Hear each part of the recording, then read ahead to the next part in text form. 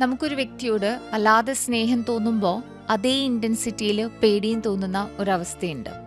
കൗൺസിലിങ്ങിനിടയിൽ ഒരാൾ എന്നോട് പറഞ്ഞു, അയാൾ മിണ്ടാതിരിക്കുമ്പോൾ എന്നെ ഇട്ടിട്ട് പോവോ എന്നുള്ളൊരു വല്ലാത്തൊരു പേടിയാണ്. അപ്പോൾ ഞാൻ ഇങ്ങനെ കൂടെ വിളിച്ചുകൊണ്ടേയിരിക്കും.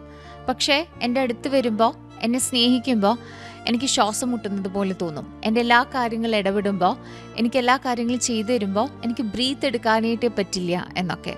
ചിലർക്ക് നമ്മൾ അവരെ ഇട്ടിട്ട് പോകുമോ എന്നായിരിക്കും പേടി. ചിലർക്ക് നമ്മൾ വല്ലാതെ നമ്മുടെ അടുത്തേക്ക് വരുമ്പോൾ നമുക്ക് തന്നെ പേടിയാണ് അവരെ അംഗീകരിക്കാനും ആ ഒരു കെയറും സ്നേഹമൊക്കെ അക്സെപ്റ്റ് ചെയ്യാനായിട്ട്.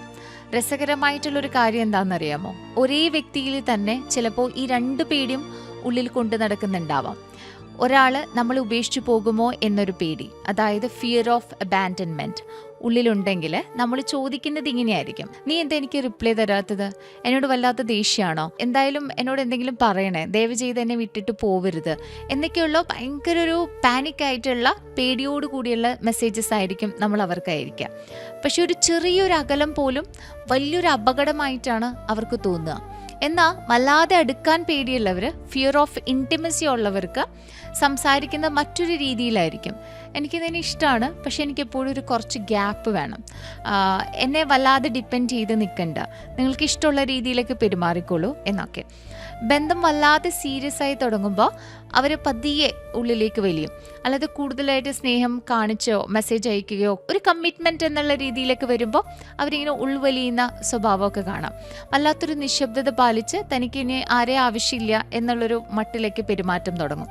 സൈക്കോളജിയിൽ ഇതിനെ അറ്റാച്ച്മെൻറ്റ് ഇൻസെക്യൂരിറ്റി എന്നാണ് പറയുന്നത്. ഫിയർ ഓഫ് അബാൻഡൻമെൻറ്റും ഫിയർ ഓഫ് ഇൻറ്റിമസിയും 2024 പുതിയ പഠനങ്ങൾ സൂചിപ്പിക്കുന്നത് കുട്ടിക്കാലത്തെ അവഗണനയോ അല്ലെങ്കിൽ അമിതമായിട്ടുള്ള നിയന്ത്രണമോ ഒക്കെയാണ് മുതിരുമ്പോൾ നമ്മൾ ഇങ്ങനെയൊരു പുഷ് ആൻഡ് പുൾ എന്നൊരവസ്ഥയിലേക്ക് എത്തിക്കുന്നത്. ഒരാൾ പറയുന്നത് എൻ്റെ കൂടെ നിൽക്കൂ, എന്നെ ഒറ്റയ്ക്കാക്കല്ലേ എന്ന് പറയുമ്പോൾ മറ്റേ ആൾ പറയുന്നത് എൻ്റെ അടുത്തേക്ക് വരല്ലേ, എനിക്ക് വല്ലാതെ പേടിയാകുന്നു എന്നാണ്.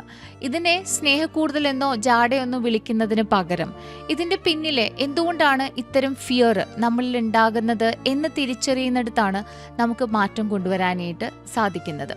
അതായത് ആൻഷ്യസ് ആൻഡ് അവോയ്ഡൻറ്റ് അറ്റാച്ച്മെൻ്റ് ഒക്കെ രൂപപ്പെടുന്നത് നമുക്കേറ്റ വൈകാരികമായിട്ടുള്ള മുറിവുകളിൽ നിന്നാണ്. അതല്ലാതെ ഇതൊരു സുപ്രഭാതത്തിൽ ഉണ്ടാവുന്ന ഒരു കാര്യമല്ല. ഈ വൈരുദ്ധ്യങ്ങൾ തിരിച്ചറിയുക എന്നതാണ് ഒരു ഹെൽത്തി ആയിട്ടുള്ള ഒരു ബന്ധത്തിലേക്ക് കടക്കുന്നതിന് മുമ്പുള്ള ആദ്യ പടി.